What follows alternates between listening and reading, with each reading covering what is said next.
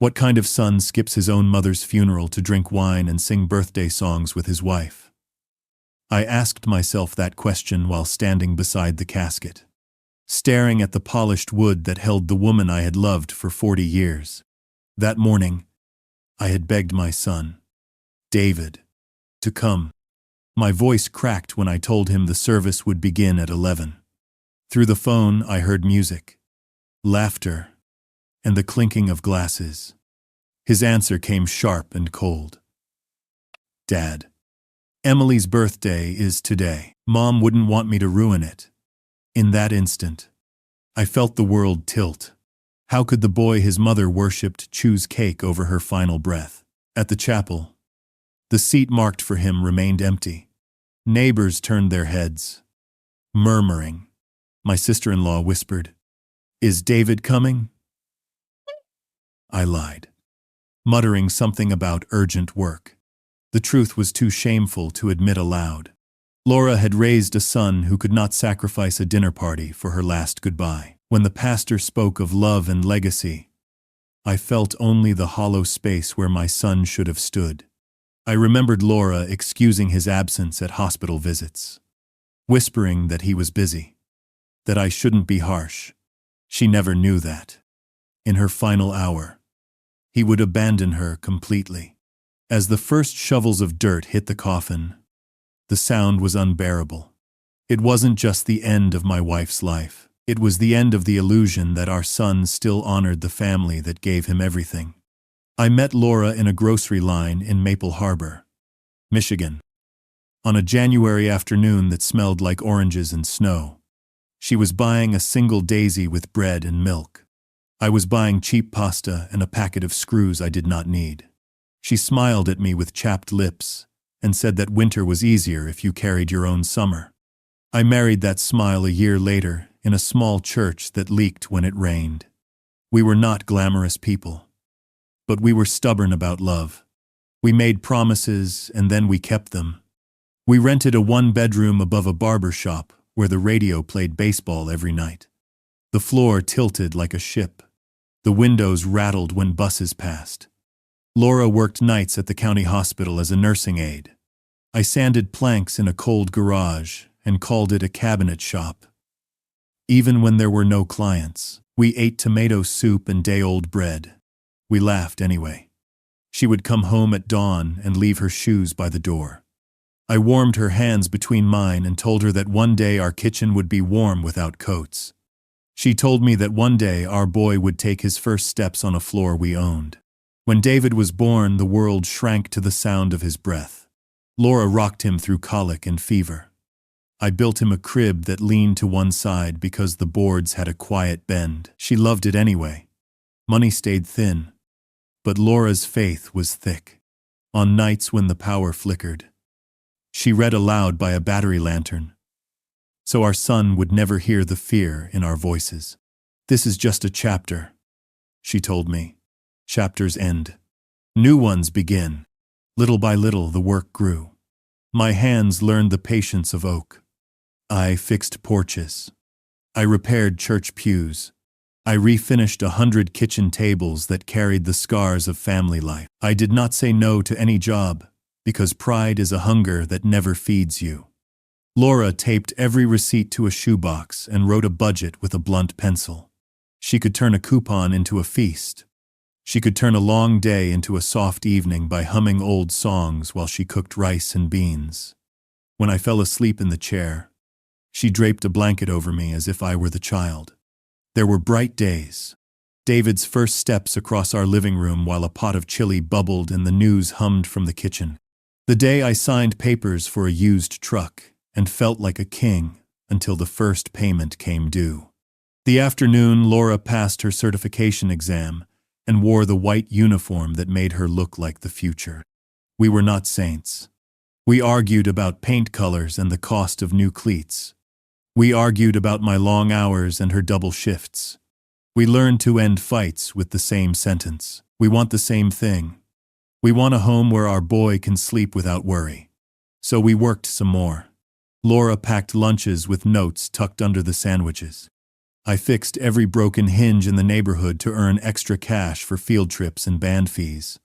When David broke his wrist on the school playground, Laura rode with him in the ambulance and squeezed my shoulder when they set the bone. We paid the bill in small payments and called it a victory. The years turned like pages. My shop moved from the garage to a rented warehouse where sawdust hung in the air like sunlight. Laura became the person families asked for in the oncology ward.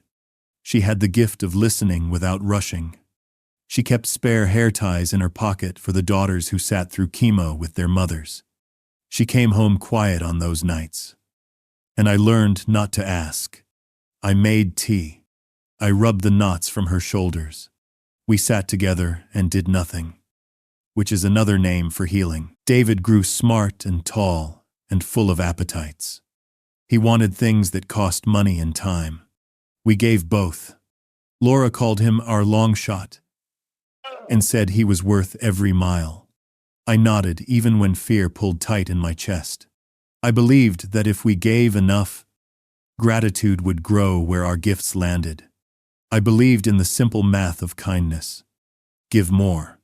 Receive love. It felt true then. In the summers, we went to the lake with sandwiches in a cooler. David leaped from the dock while I grilled hot dogs on a skillet that had lost its handle. Laura lay on a blanket and squinted at the sky. She would reach for my hand and say that peace is only a few minutes long. So you have to notice it while it is here. We noticed it. We stored it up. We told ourselves that this was the treasure we had come for. If I sound proud, it is because I am. We built our life one nail at a time. We paid what we owed. We said sorry when we were wrong, when Laura's hair began to thin and her breath turned shallow. We still believed in ordinary mercy. We believed the boy we had poured ourselves into would remember who held him at night and who clapped loudest at graduation. We believed he would carry our names with care. I did not know that love could be so heavy and still feel invisible to the one you lifted. The first time I wrote a check for David's education, I thought it was an investment. Laura kissed the corner of the paper before I mailed it, whispering that knowledge was the only thing no one could repossess. 4 years of tuition drained more than $50,000 a year. But we never spoke the number aloud. We called it his foundation. I remember sanding cabinets in January cold until my hands cracked and bled, just so his account would never show red. Laura took overnight shifts, smiling through exhaustion, telling everyone at the hospital that her son would be the first doctor in our family. But semesters became parties. He came home with stories of ski trips instead of labs, expensive electronics instead of books. We ignored the warning signs, convincing ourselves this was part of youth. I sold my truck one spring to cover his tuition when the financial aid office called. Laura told me it was fine, that she loved walking to work anyway. I knew her shoes were wearing thin, but she never complained. Graduate school followed another $48,000. He quit before the second year, saying the program didn't inspire him. What inspired him was Europe. $35,000 more. I'll find myself there. Dad, he said. Laura hugged him at the airport, eyes wet with pride. I swallowed my doubt, whispering that he should be careful with the money. He promised to repay us one day. Promises have no interest rates. Then came the house. He stood in our living room with his fiancée, asking if we could help with the down payment. The bank required $350,000. He called it a small favor. Laura beamed when we signed the papers, imagining grandchildren running through hallways. I felt my chest tighten as I watched him slide the keys into his pocket. We returned home that night to a fridge with leftovers and a mortgage of our own still half paid. His wedding added another $75,000. Laura chose the flowers, proud to give him the day she had never had. I carried bills in my wallet that I didn't dare open in public. Then came the cars, the emergencies, the failed ventures. $35,000 for his first vehicle, another $10,000 for repairs. 15. for a clothing boutique his wife wanted to open. Each time he asked, Laura smiled and said, "Family helps family." I wanted to argue, but her voice always trembled with hope. I kept track in silence.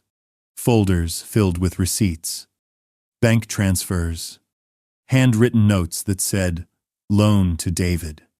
The total rose like a tide. 200, 400, 600,000. By the 15th year, I sat at my desk with a calculator and watched the digits climb past 800. $847,000. Nearly $1 million of sweat, love, and faith poured into a man who never turned back to see the river we had crossed for him. Laura wrote in her notebook, "Skipped anniversary dinner. Sent David money for car repair. Delayed doctor visit. Covered David's rent." She ended with, "We gave him everything. I hope he remembers us kindly." Her words broke me, because kindness had not returned. We were not investors anymore. We were donors to a cause that did not exist. And yet, every time I looked at Laura's proud eyes, I believed again that maybe the next request would be the last. Maybe the next check would finally buy us his gratitude. But gratitude never came. Only new balances, new favors, new debts. The day after we buried Laura, my phone rang before sunrise. I had barely slept. Her perfume still lingered in the sheets. Her Bible sat open on the nightstand, and the house felt like a cathedral of silence. I almost didn't answer, but the caller ID showed David's name. For a second, I hoped he would apologize for missing the funeral. Hoped he would ask how I was breathing through the weight of this grief. Instead, his voice carried the same cheerful tone he always used when money was the subject. "Dad, I hate to bother you, but we're in a little bind. Rachel's birthday party went amazing. We rented the rooftop lounge, had the band play all night, and got her the diamond necklace she's always wanted. But the bills, well, they added up faster than we thought. We're about 15 grand short. Could you wire it this morning?" I sat at the kitchen table, staring at Laura's empty coffee cup, the lipstick faint on the rim. Yesterday I had lowered her into the ground. Today her son asked me to pay for champagne and steak dinners. My voice came out steady but cold. "No. That was 70, he laughed nervously. "No? Did the bank freeze something? I can send you the account info again." "That was 70, no. David, I mean, I won't give you any more money." The sea over, the silence on the line grew heavy. Then came the outrage. "Are you serious? After everything we've been through this week? You can afford it. Why would you turn your back on me now?" I closed my eyes, remembering Laura whispering from her hospital bed, "Don't be hard on him. He's just busy. Busy. Too busy for her treatments. Too busy for her funeral. Not too busy for parties. You're 35 years old," I said quietly. "It's time you take care of yourself." N. Crast. In the background, Rachel's voice rose, shrill with anger. "Tell him we already spent it. He has to send it," David snapped. "See? Now she's upset. This is your fault. Dad, Mom would want you to help us." And Greta, those words were the cruelest cut. He dared to use his mother's memory as a bargaining chip. I tightened my grip on the phone until my knuckles turned white. "Your mother wanted you at her funeral," I said. He inhaled sharply, then his tone turned ice cold. "Fine. We'll figure it out ourselves. Don't expect us to visit if this is how you're going to act." The threat was familiar. For decades. His presence was the reward when I gave. His absence, the punishment when I resisted. I stared at Laura's photograph on the counter and realized the truth. I had allowed this pattern to live. But today, something shifted. I understand, I said. You what? I understand. Take care. David. The radio, and I hung up. My hands shook. Not from fear, but from the strange new weight of saying no for the first time in my life. The phone lay silent on the table. No longer a chain around my neck. For the first time in decades, I had ended a conversation on my terms. I unlocked the office before sunrise. Harbor Woodworks smelled like cedar and coffee. I walked past the showroom to my desk and took down the framed portrait of David the year I named him project manager. I set it face down in a drawer. The quiet that followed felt like a verdict. I spread the files. Missed inspections. Vendor complaints. Expense reports that looked like celebrations. A foreman had emailed me 3 times about David leaving early on poor days. I had replied with excuses. Family matters. Learning curve. Reading those words burned my throat. I had taught my staff that rules were elastic when blood was involved. Today I would teach them something else. I called Alicia Reed from Human Resources. She had been waiting for months. In my office, she placed a folder on the desk and spoke in a quiet tone. Performance warnings. Failure to supervise. Pattern of lateness. Client complaints with dates and names. We went through each item. No drama. Only facts. Her final page carried a simple line. Termination. Return of property. Security, present as policy for managers. I signed. My hand did not shake. Alicia went to prepare the papers and alert security. I looked at Laura's photograph on the credenza and asked her for the courage to finish what love had started. At 9:15, I told reception to send David in as soon as he arrived. He was late. At 9:40, he breezed in with a paper cup and a grin that expected forgiveness. He did not knock. He never knocked. He dropped into a chair and said, "Big day. I have a noon tasting with the Millers. Outdoor kitchen. We should comp a few upgrades. Das Sid. On the side, close the door," I said. He looked up, then shut it. He saw Alicia's folder, and his mouth tightened. "What is this? Your file? Anything's in the loft." He leaned back and tried a smile. "If this is about Rachel's party, we were over budget. I will pay you back. Anything's in the loft. This is about work. Anything's in the loft. For the love of God. Not today. Anything's in the loft. We will do it now. Anything's in the loft." I reviewed the items. The missed inspections. The client who waited 3 weeks for a callback. The expense account that read like a tour of every steakhouse in the county. The change order he approved without price controls that cost us a month and $10,000. He rolled his eyes. He blamed suppliers. He blamed weather. He called the crews lazy. He said clients were dramatic. I had heard every excuse. I had used them for him. Alicia entered with the forms. She sat beside me and folded her hands. David stared at her, then at me. The grin left his face. "You brought HR? It is procedure for management," Alicia said. He laughed. Short and hard. "This is a joke. Tell me it is." "So, it is not." "So," I slid the papers toward him. "David, your employment with Harbor Woodworks ends today. Your access ends now. You will receive a final paycheck that includes unused vacation time. Return your keycard and company phone. Security will walk you to collect personal items." So, he did not touch the papers. "You cannot fire your own son." So, I am not firing my son.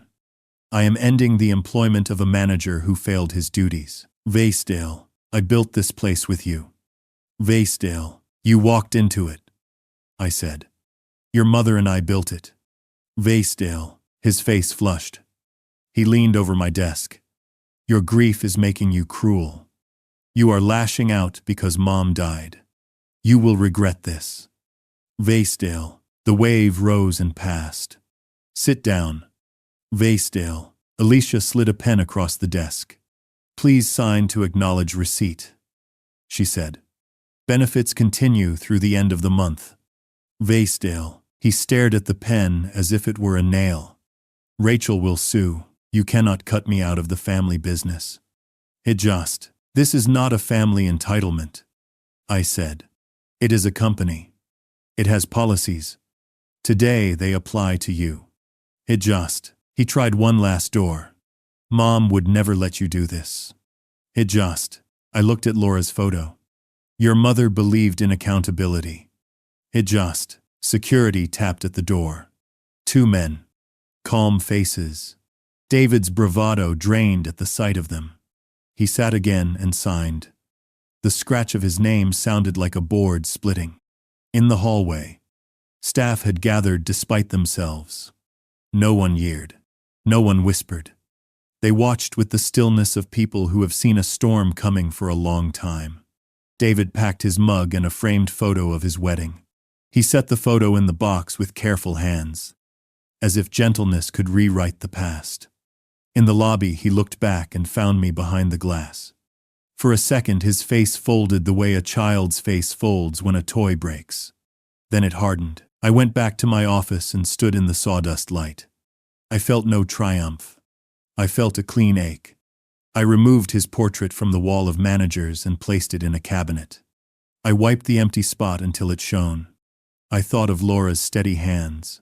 I thought of the promise we made on our first winter night above the barber shop. Build something honest. Hold each other to it. I picked up the phone and called our attorney.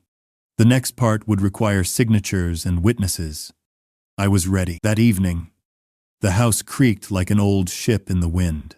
I sat at Laura's desk, the one she used to pay bills and write letters, and spread out the folders. Birth certificates. Insurance policies. Our original deed from the first home we bought, now yellowed at the edges. Her handwriting lived on every margin, little reminders to herself.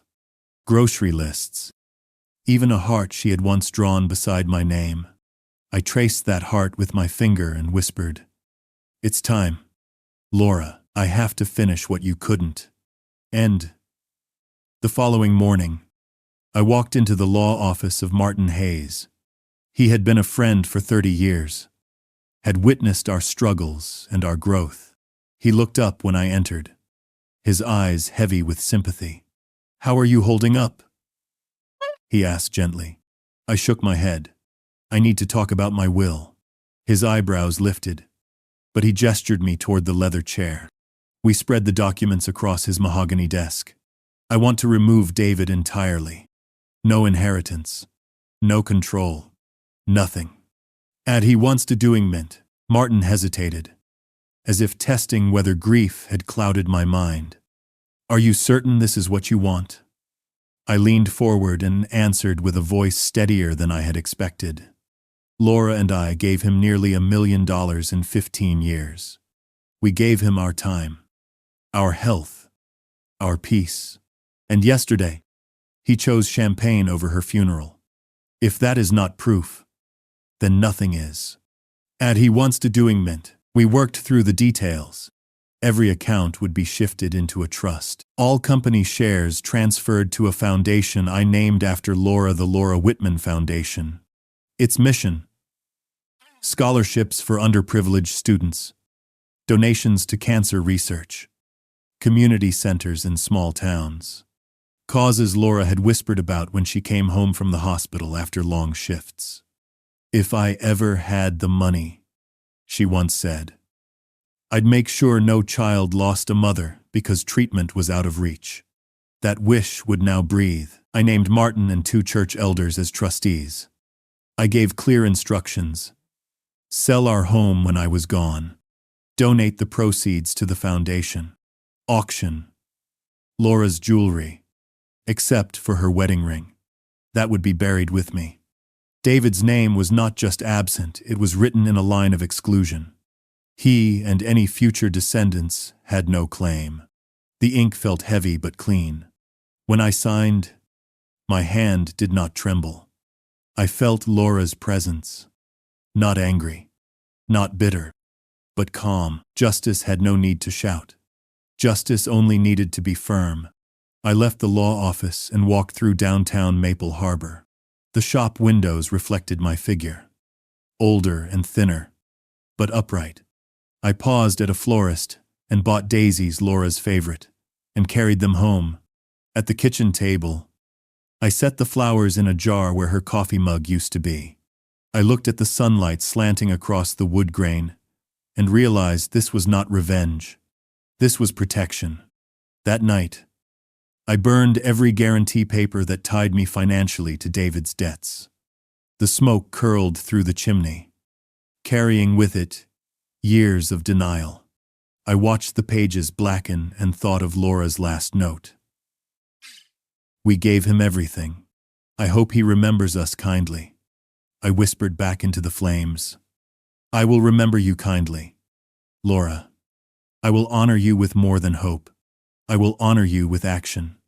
In May draft, when the fire died, I sat alone in the quiet house, feeling something shift. Grief was still there, but it no longer ruled me.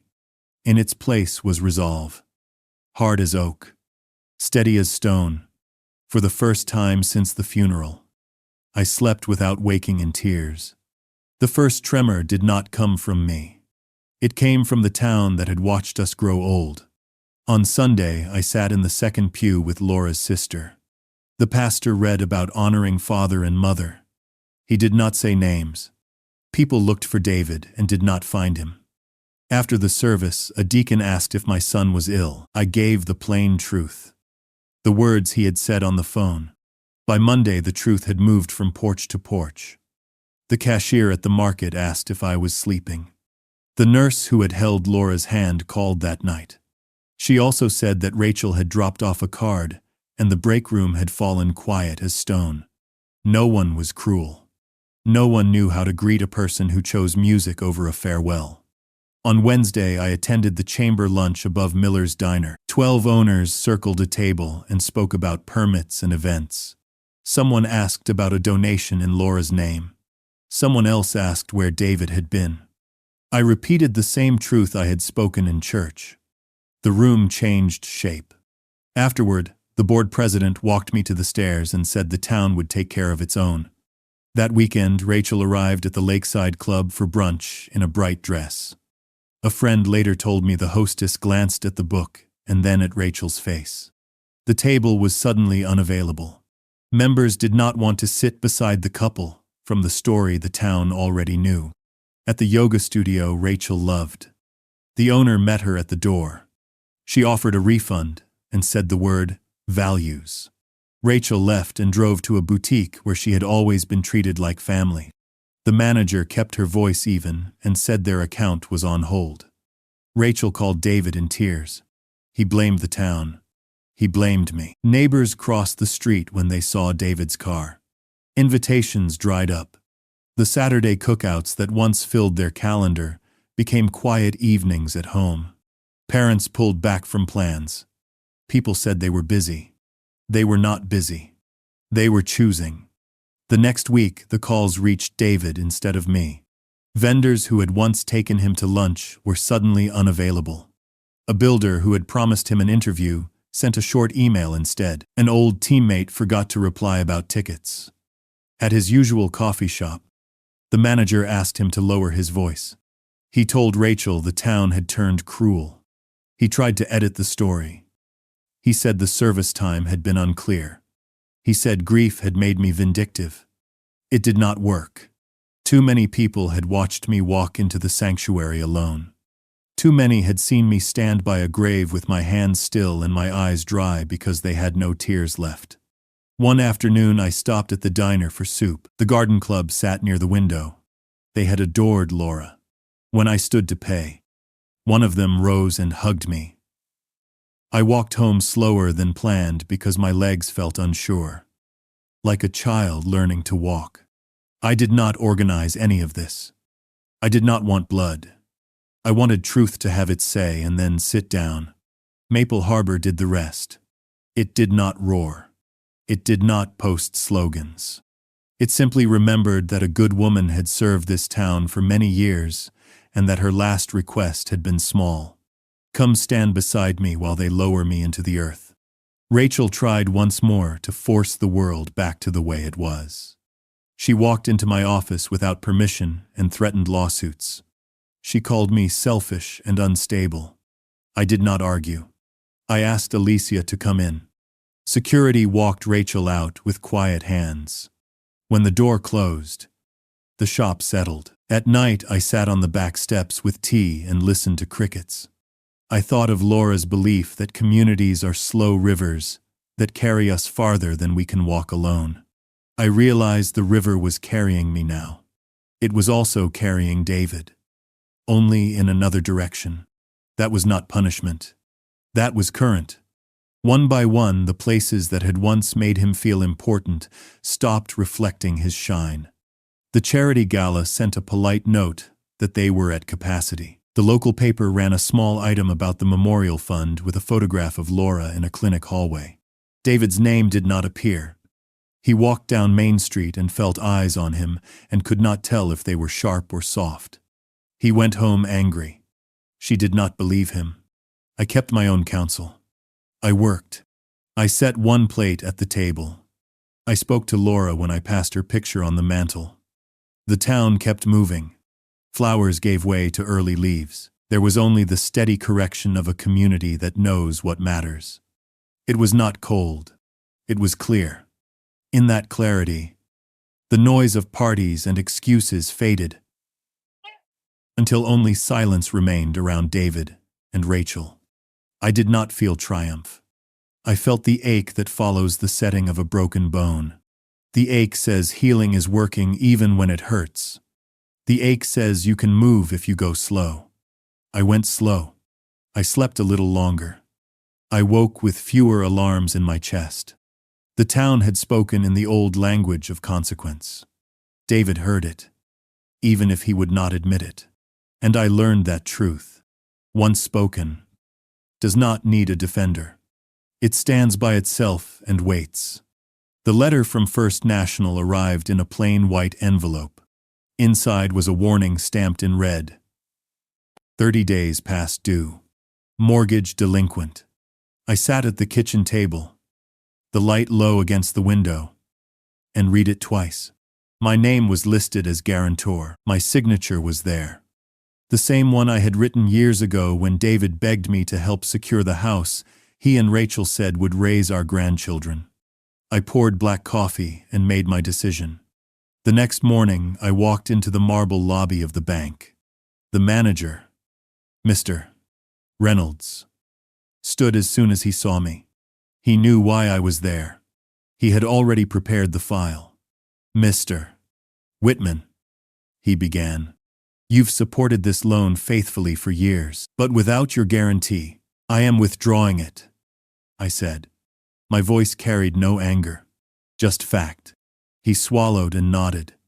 Legal confirmed it within minutes. The papers were signed. David and Rachel's safety net was gone. 3 months later, I stood across from the courthouse steps. The autumn air sharp with the smell of burning leaves. A small crowd had gathered for the foreclosure auction. Rachel wore sunglasses, though the sky was overcast. David's shoulders slumped in a way I had never seen before. His hand kept reaching for hers, but she pulled away. The auctioneer read the details in a flat voice. 4 bedrooms, 2 baths, maple floors, backyard deck, opening bid, $280,000. A woman in a navy suit raised her hand. Another man countered. The bids climbed with mechanical rhythm. David grew restless, whispering to Rachel, gesturing wildly. When the number reached 317,000, the gavel fell. Sold. It is Vinner, David staggered, his face draining as he recognized the bidder's connection. My attorney, acting through a proxy, had secured the deed. Rachel's scream echoed off the courthouse walls. This is our home. Silent, their judgment harsher than words. I did not gloat.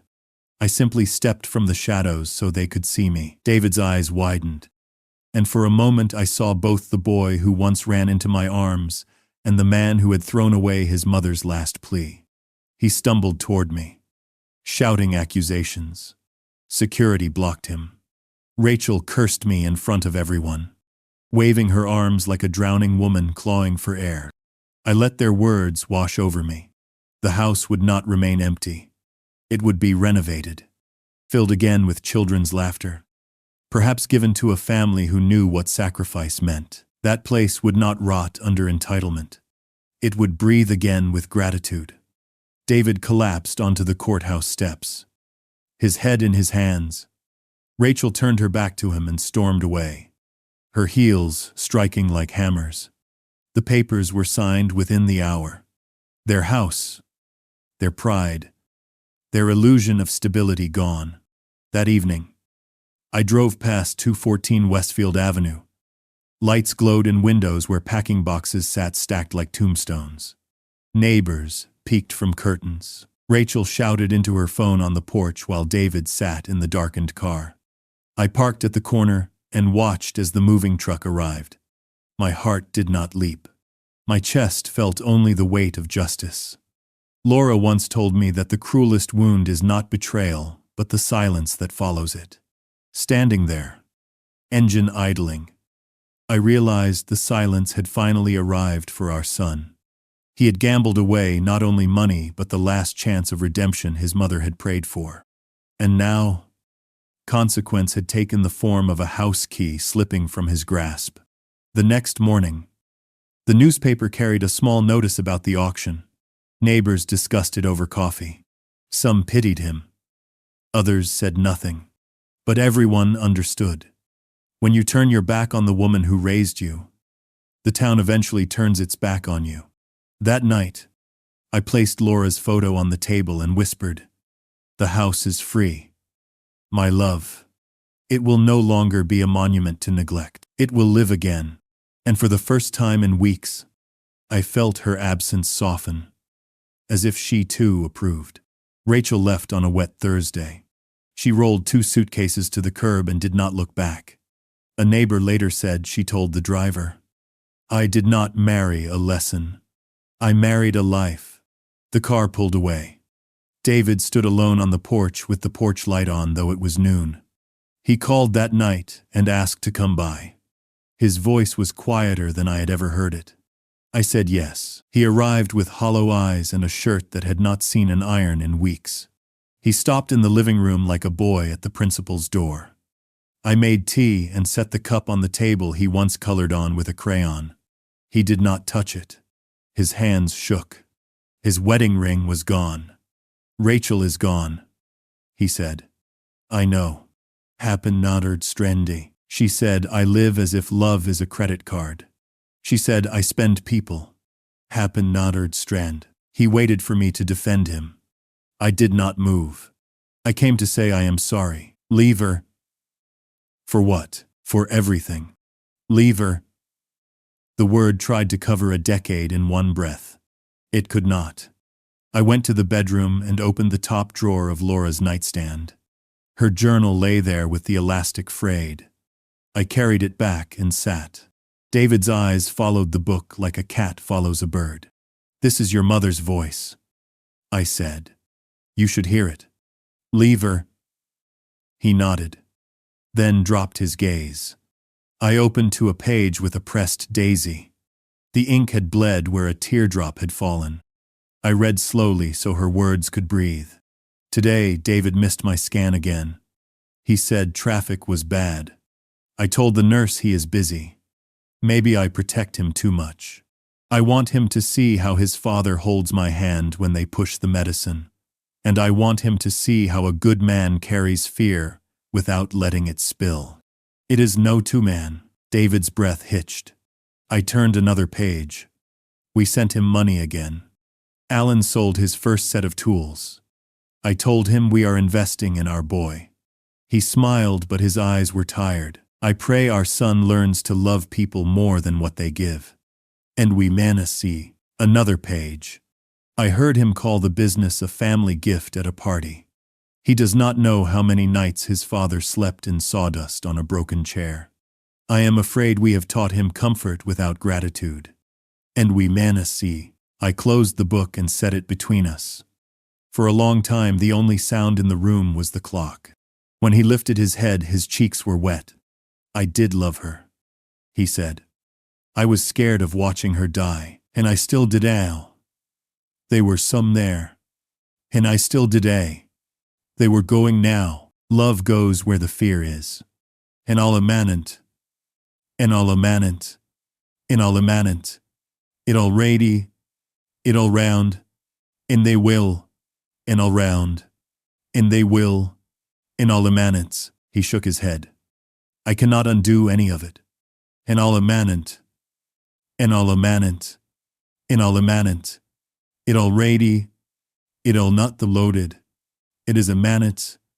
We could all one down. And never wade. And the non the lodi. And non the lodi. And justry. And justry. And non the lodi. It is non the lodi. And none the lodi. And none. No. You can only begin. And I still did. He reached for the journal. I let him hold it. He turned to the last entry and read aloud with a voice that broke. If I do not make it through this winter, tell David that love without sacrifice is a song without a voice. Tell him I forgive him for the times he looked away. Tell him to take care of his father, who has taken care of us all. And I still did.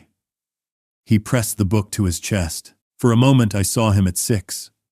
Knees, grass-stained, begging me to push the swing higher. Then the picture vanished. Dad, he said, I need help. Ender, there it was. The old door.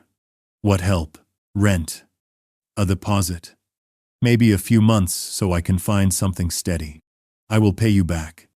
Ender, I asked the questions I had asked before. When is your mother's birthday? He blinked. June. Ender, what day? I do not remember. Ender, what flower did she love? He stared at the journal. He did not answer. What hymn did she ask for at the service? He shook his head. The quiet stretched. He looked ashamed for the right reason at last. Not because of the house or the job or the ruined parties. Because he did not know his mother at all. You love what we gave you, I said. You do not know how to love us. And other all too while. He flinched as if the words had a weight. I am trying, he whispered.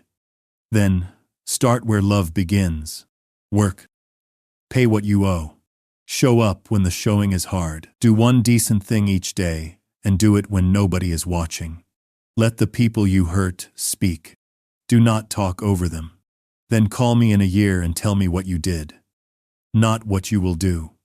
They self to one. In the one.able, he nodded. But the nod looked like surrender more than decision. He stood to leave and then sat again. He looked smaller than I had ever seen him. Do you hate me? No. I loved your mother. I still love you. Love is not the same as rescue. They self to one.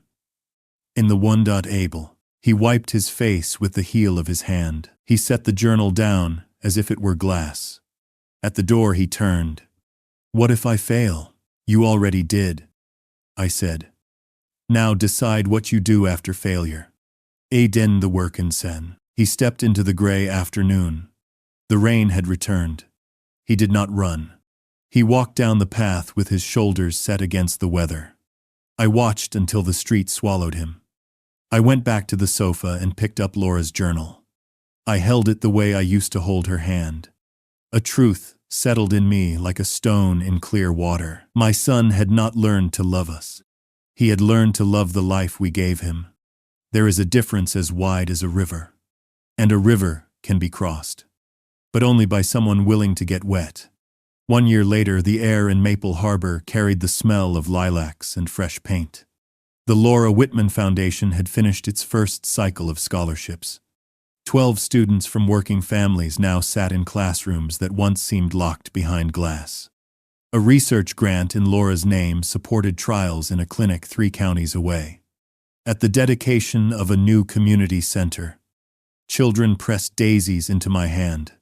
I smiled and told them Laura would have loved their laughter. For the first time since she died, I felt light instead of hollow. Meanwhile, news of David traveled without me seeking it. His marriage dissolved in the county court with little fanfare. Rachel remarried quickly, this time to a restaurant owner in Detroit. She wore pearls in the photographs, her hand heavy with rings. David drifted from one odd job to another. For a few weeks he pumped gas. Later he stacked boxes in a warehouse. A neighbor told me he rented a single room above a laundromat. The same kind of place Laura and I once started in, though he carried none of our fire. The most unexpected meeting came on a rainy afternoon at Miller's Diner. I sat at the counter drinking black coffee. The door jingled and in walked David wearing a stained apron. He froze when he saw me, then forced himself behind the counter. His voice cracked. "What can I get you?" "Dad?" The other patrons pretended not to listen, but the air thickened with curiosity. I ordered soup. He brought it without a word, his hands trembling as he set down the bowl. I looked at him carefully. His shoulders had collapsed inward. His eyes were bloodshot, his jaw unshaven. He whispered, "I know sorry isn't enough. He's not hid find." "No, it isn't," I answered. He swallowed. "I understand now. It was never about money. You wanted me to love you, not your wallet. He's not hid find." For the first time, his tears felt unforced. The sight did not bring triumph. It brought the heavy quiet of justice. "Your mother won that lesson," I said. "She always knew what mattered. He's not hid find.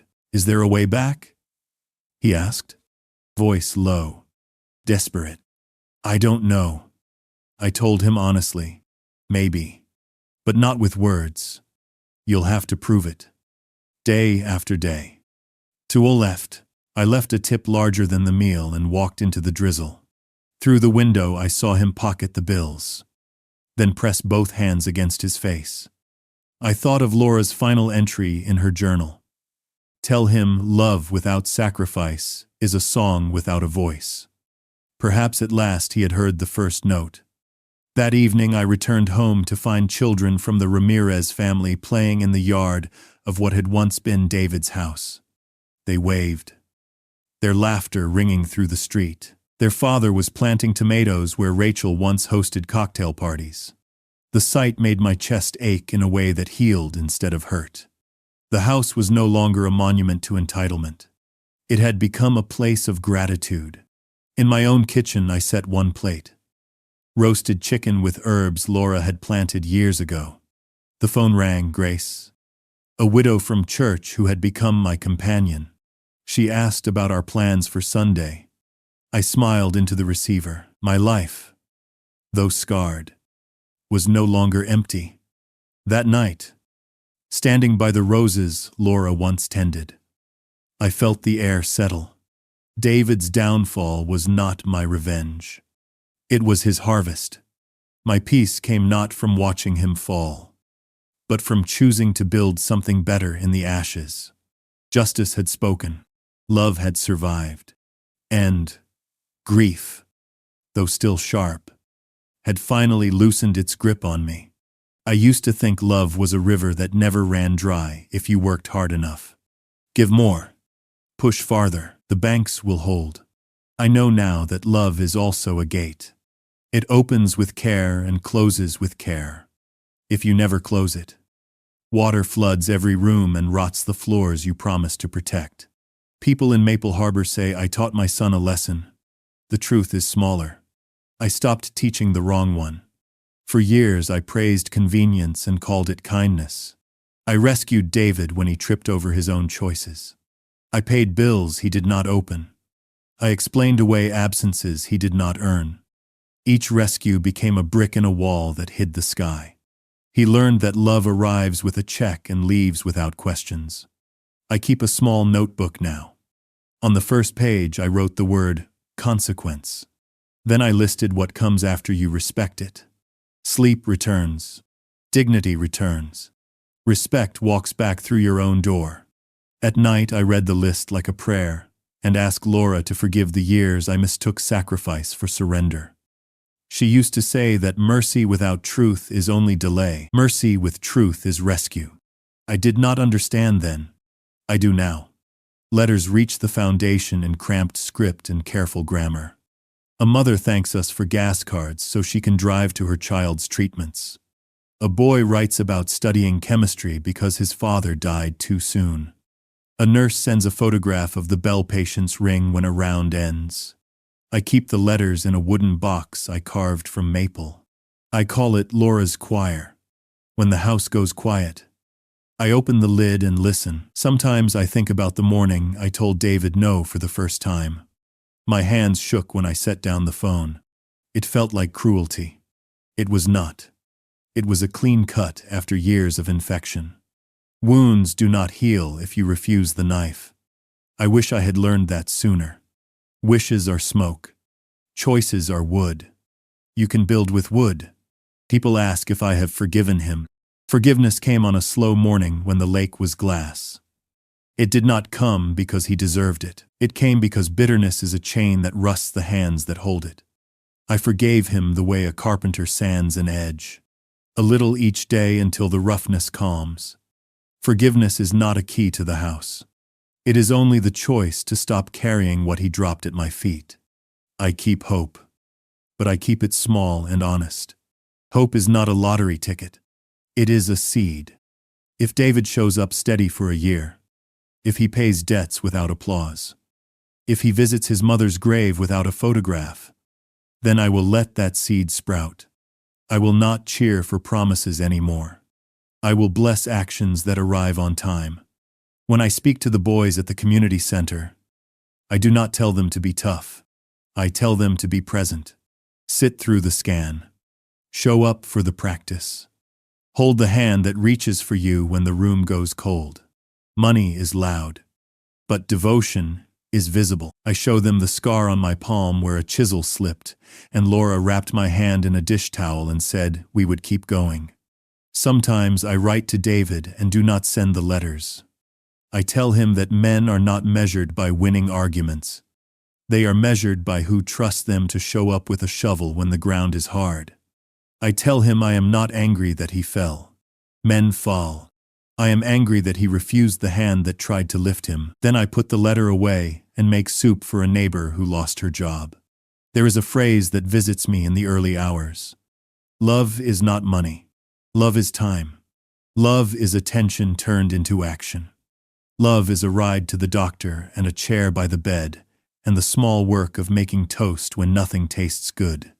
Love is listening long after the story ends because the silence still needs company. Money can help. But money cannot arrive when the nurse says we are ready. A person must walk through the door. I think of the boy I raised and the man he became. I think of the man I was and the man I am trying to be. The line between us is thinner than pride admits. I want to believe he can change because I have.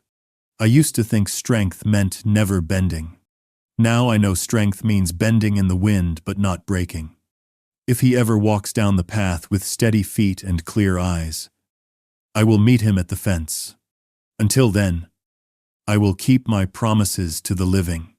I will plant tomatoes with the kids at the center. I will sit on back steps with men who have lost their wives and teach them how to hold a long night without trying to fix it. I will keep the gate of my heart open and closed in the right places. I will keep the river within its banks.